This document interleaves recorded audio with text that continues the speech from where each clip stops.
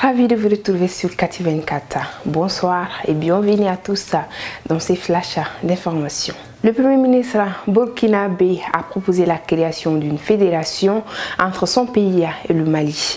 Tous deux confrontés à la violence djihadiste et dirigés par deux militaires putschistes qui ont exigé le départ des soldats français de leurs territoires respectifs. Nous pouvons constituer une fédération souple qui peut aller en se renforçant et en respectant les aspirations des uns et des autres chez eux, a déclaré Apollinaire Kelem de Tambela, cité dans le compte rendu d'une visite qu'il a effectuée au Mali mardi 31 janvier et mercredi 1er février publié par ses services. Nous dénoncions ont tenté de regroupement comme la Fédération du Mali qui malheureusement n'a pas duré, mais ils ont montré la voie, a-t-il ajouté en référence à une éphémère tentative de fédération entre le Mali, le Sénégal, le Burkina Faso et le Bénin 1959-1960 au moment des indépendances de ces ex-colonies françaises.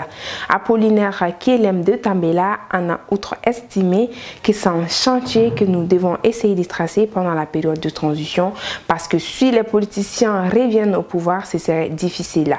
Aucune réaction officielle pour le moment n'a été rapportée du côté des autorités maliennes à l'idée lancée par le Premier ministre burkinabé. Une mission des bons offices a séjourné mercredi 1er février 2023 à Kidal en vue de contribuer à la relance du processus de paix au Mali. La mission de bons offices est composée d'ambassadeurs et de diplomates accrédités au Mali, de la médiation internationale au Mali, du Conseil de sécurité de l'ONU et du comité de suivi de l'accord pour la paix et la réconciliation au Mali, ici des pourparlers d'Alger.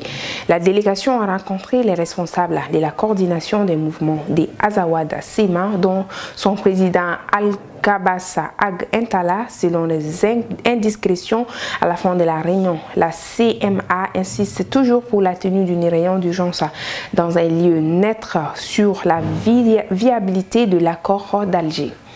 On passe à la page internationale.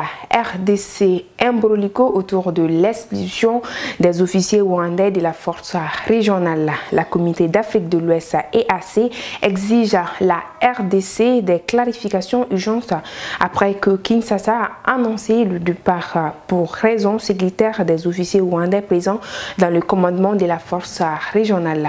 30 janvier, le porte-parole des forces armées de la République démocratique du Congo, FARDC, le général-major Sylvain Egenja a annoncé dans un communiqué que la RDC avait demandé le rapatriement des officiers rwandais présents au quartier général de la force régionale de la Communauté d'Afrique de l'Est EACRF basée à Goma.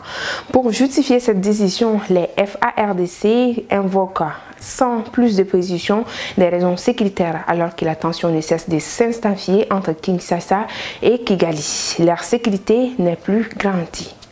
Portugais, le rapport final de la commission indépendante pour l'étude des abus sexuels dans l'église catholique portugaise sera publié le 13 février. En octobre, la commission avait déjà validé 424 témoignages, mais il y a prescription pour la majeure partie des cas. Les faits rapportés présentent beaucoup d'informations similaires, ce qui renforce la cohérence des témoignages, a déclaré le président de la commission Pedro Stretch. Des graves abus sont commis depuis des décennies et plus on remonte les temps, plus ils sont nombreux dans certains endroits. Il s'agit de quelque chose de permanent pour l'Association portugaise d'aide aux victimes APAV. Les premières informations communiquées par la commission ne sont pas surprenantes. C'est un chiffre important, mais nous devons être conscient que ce chiffre n'est qu'une goutte d'eau, affirme Carla Ferreira, conseillère technique du conseil d'administration de l'APAV. Nous savons que seulement environ un tiers des abus sexuels sont formellement signalés. Et voilà, c'est ainsi que s'achève cette édition. Merci à vous de l'avoir suivi. Restez connectés sur Kati 24. L'actualité continue. Passez un très bon week-end.